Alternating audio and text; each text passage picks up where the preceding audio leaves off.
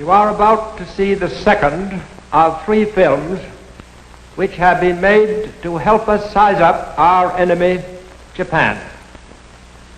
To beat the Japanese and to do the job thoroughly, we have got to understand them thoroughly. The Japanese are not easy to know. I've lived among them for 10 years, and I can testify that they are as different from ourselves as any people on this planet.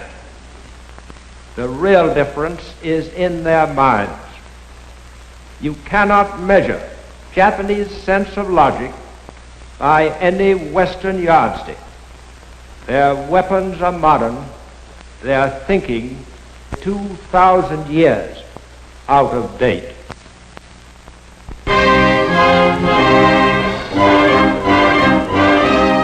To the 70 million people of Japan, Hirohito, their emperor, is a god through direct descent from the great sun goddess Amaterasu. They believe that he personally owns Japan, its land, its resources, and even themselves. And they believe that it is the right and destiny of Japan's emperors to rule the whole world. To bring about the fulfillment of this destiny and to destroy all nations and peoples which stand in the way of its fulfillment is the sacred duty of Japan's army and navy. The army of Japan is a well-trained, sternly disciplined force of fanatics steeled to reckless courage by a primitive moral code which assures to every man who dies in battle an immortal life among the Shinto gods. Behind the fighting forces stand all the wealth and power and resources of a people whose national dream is to see Tokyo established as the capital of the world. From Tokyo, the Japanese have for over 11 years been carrying on one long, uninterrupted war. Again and again, Western economists have predicted that Japan's economy must soon collapse. But Japan is stronger today than ever before in its history. An adaptable people, the Japanese have made good use of the inventions and conveniences of the Western world, which might fit in with the plan for world conquest, which is their national obsession. Non-essential industries in Japan have been all but wiped out, for the empire has recognized but one need, the need for the materials of war. Efforts to hold down prices have failed, and inflation has decreased the purchasing power of the yen. Japan's gold supply is carefully hoarded, no longer forms a basis for her money, but Tokyo's bankers see their turn coming later, when Japan begins exploiting the lands it has conquered. Most eagerly sought securities on the Tokyo Stock Exchange are the shares of government-controlled corporations set up to develop the gold and iron and timber of the Philippines, the abundant rubber and tin of Malaya, the oil and quinine of the Dutch East Indies, all the raw materials needed to make Japan self-sufficient in a war which many of its leaders believe may last a century. Never an inventive or creative people, the Japanese have always depended on the scientific and industrial knowledge of the Western world. And now that they are at war with Britain and the United States, they find their chief source from which to borrow fast-changing production techniques in Nazi Germany.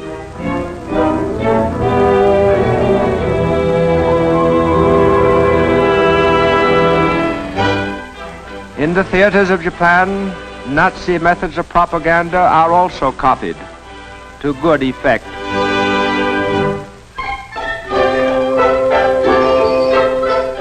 The Nazi concept of total war is highly satisfying to the Japanese mind, for throughout its modern history, Japan has been a totalitarian state preparing for total war. Playing their closely supervised part in total war are Japan's metropolitan newspapers, which ape the great American dailies. Before a stick of type can be set, it must be approved by the Army, the Navy, the police, and the Foreign Office. No story or editorial, no picture or cartoon may be printed which opposes the concept of a Japanese-ruled world. Thus, to the Japanese reading public, the progress of their holy war is an unbroken succession of triumphs. Every disaster becomes a victory, and all news is good news.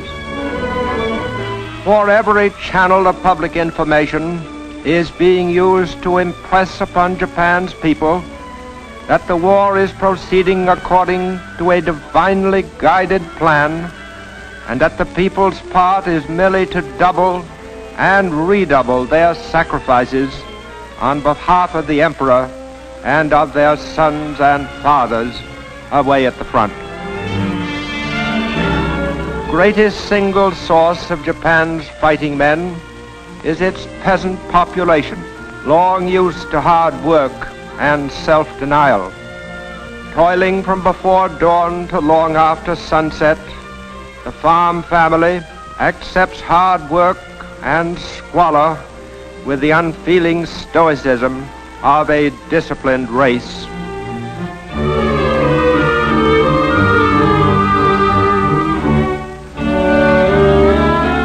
Homes are crudely built with a framework of wooden beams and walls of mud and chopped straw.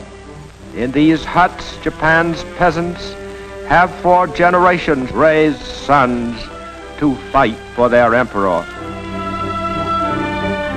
There are few luxury crops in Japan today.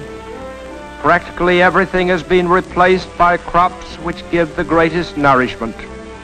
All grain and rice belong to the state.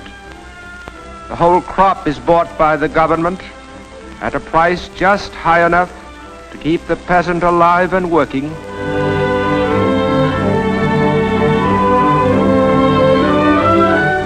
And in a nation where land is the chief source of food and life, no square foot of farmland, however meager, is left untilled.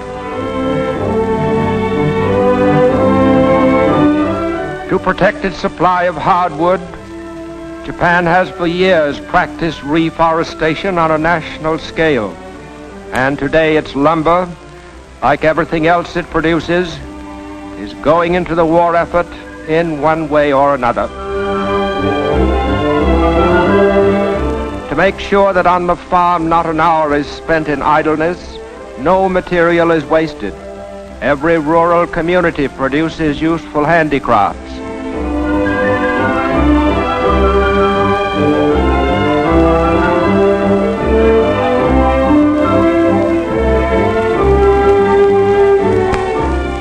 In the towns and villages, home industry is also the rule, and in these homes lies much of Japan's industrial strength. With each home a miniature factory, the nation's total production is almost beyond estimate.